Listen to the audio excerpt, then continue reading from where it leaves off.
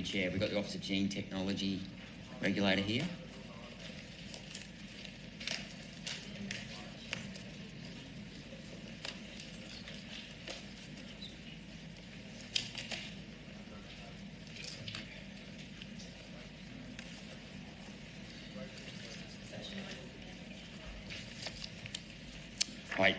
I have a Pfizer document here from their own website.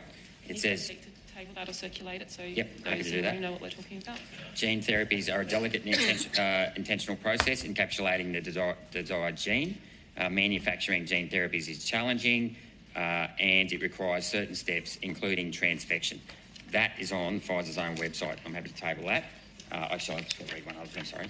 And then I have also from the website of the American Society of Gene and Cell Therapy, because the vaccine, it's referring to the COVID mRNA vaccine, introduces new genetic material into cells for a short period of time to induce antibodies. It is a gene therapy as defined by the American Society of Gene and Cell Therapy.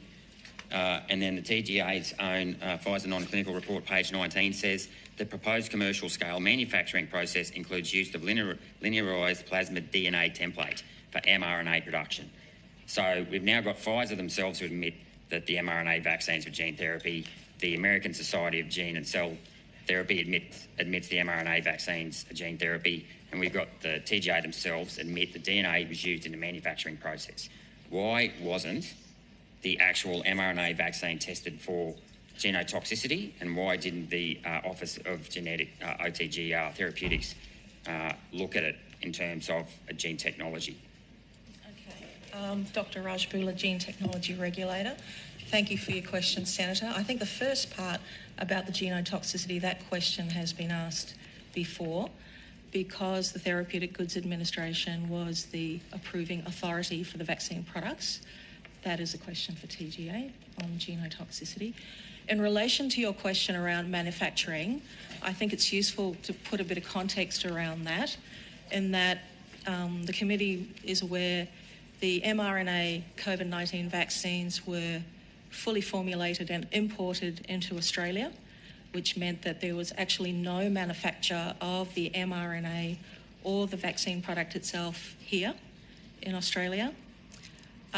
If indeed the mRNA was being manufactured here, and it's correct that gene technology was used in the modification of the mRNA, then under the Gene Technology Act, an approval would have been required for that manufacturing step.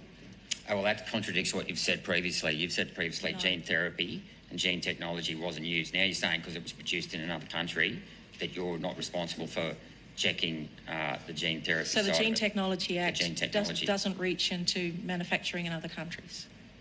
But it still involves transfection here. It goes in, it transfects cells of Australian citizens. No, I disagree with that. Well, that's what Pfizer say. Even they admit transfection is a part of gene therapy. No, Senator. So you're disagreeing with Pfizer, the people who actually made the vaccine, that transfection isn't a part of gene therapy?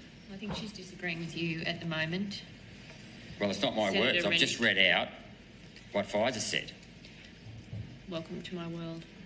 I think it comes down to a definition of what is a gene therapy. Yep, that's right. And I'm relying on the manufacturer. But anyway, that's all.